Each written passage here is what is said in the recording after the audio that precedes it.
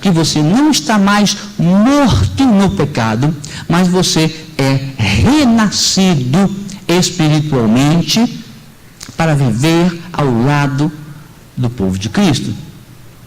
Eu vou pedir para o irmão do Data Show deixar o computador para eu seguir o relógio ali. Porque quando ele mexe, o relógio sai e eu perco o horário.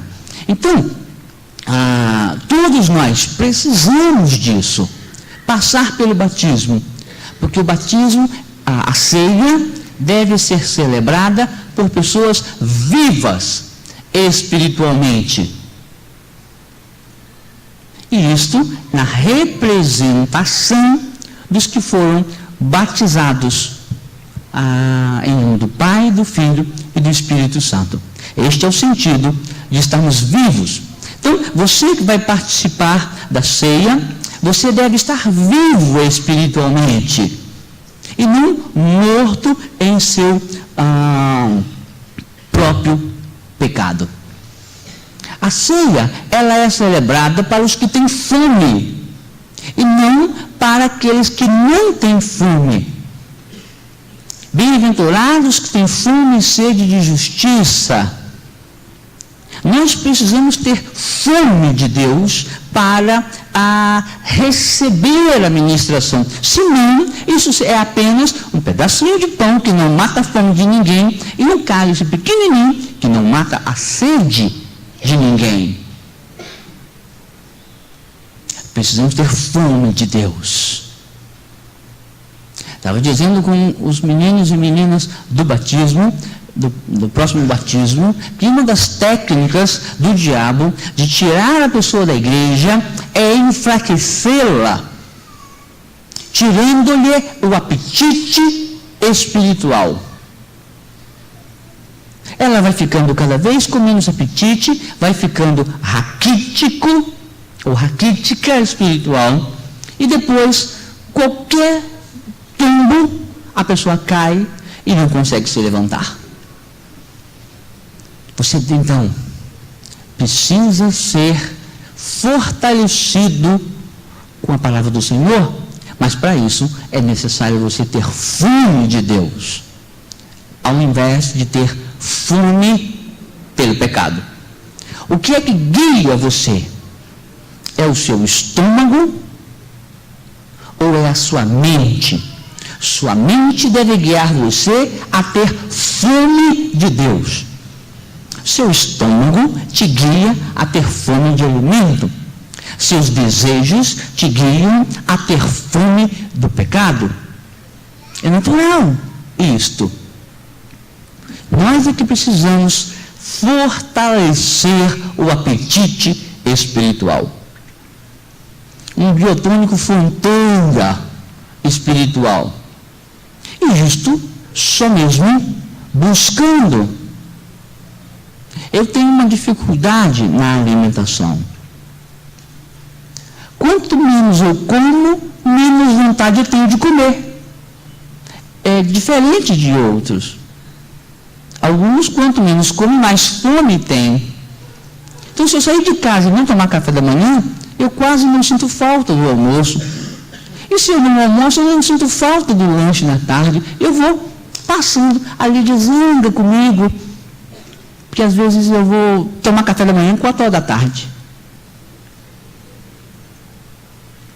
Mas se eu acordo e como pão, com manteiga, café com leite, 7 horas da manhã, como era o caso no passeio, daí um bocadinho, 9h30, 10 e eu estou com fome.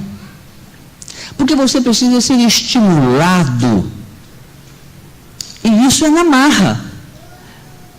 Algumas pessoas, naturalmente, têm mais apetite do que outros. E no retiro nós vimos isso. Alguns conseguem comer mais. Né?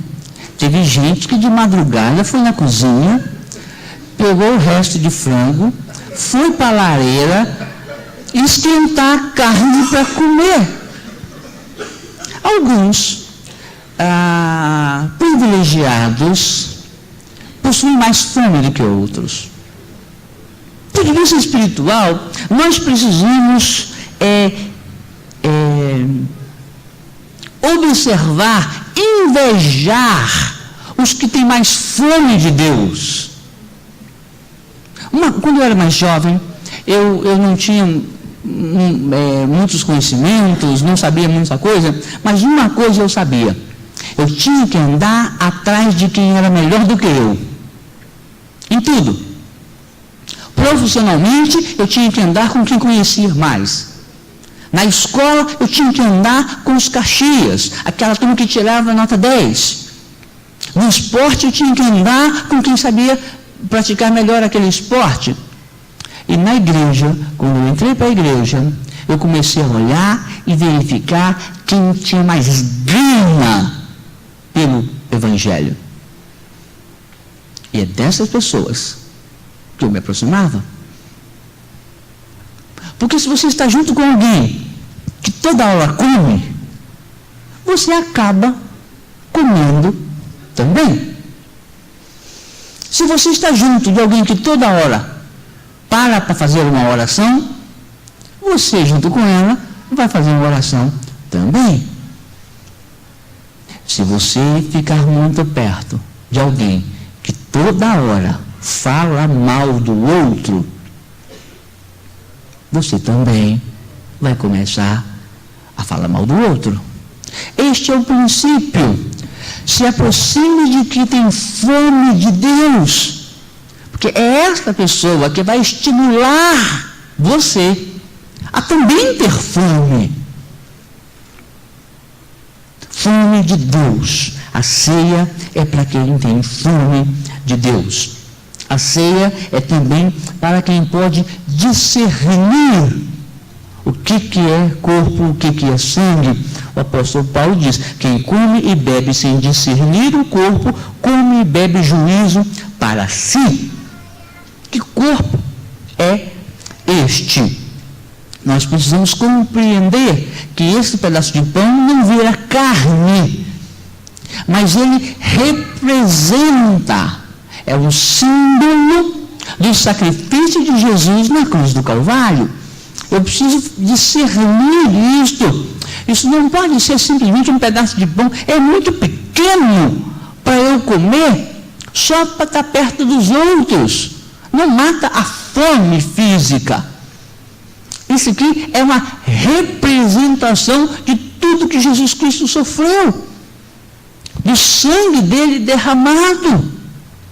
Eu tenho que compreender isto, e é por este motivo que só participa da ceia as pessoas que já ingressaram na fé, já estão em comunhão com a igreja, já passaram pelo batismo, porque são pessoas vivas espiritualmente, têm fome de Deus e conseguem discernir que isso não é apenas um pedaço de pão e um cálice.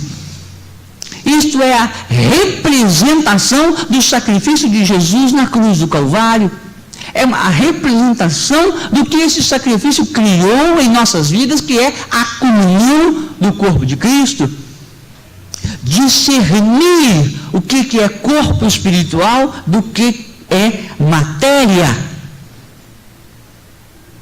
A celebração da ceia ou a participação da ceia exige um preparo de nossa parte. Quem comer do pão ou beber do cálice indignamente será culpado.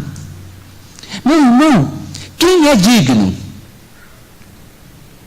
Quem é digno? Lutero dizia que digno é aquele que consegue se perceber indigno. Este é o princípio. Se você se sente muito digno, você não está completamente qualificado para participar. Porque nós vivemos para Cristo. O batismo físico também representa isto. Ele passa a fazer parte de um novo grupo, uma nova sociedade.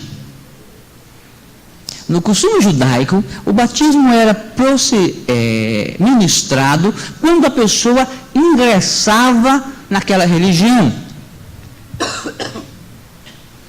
Se alguém era judeu, saía do judaísmo, quando retornasse, precisava mergulhar em um barril de água até o fundo e sair por pelo menos 3 vezes, dizendo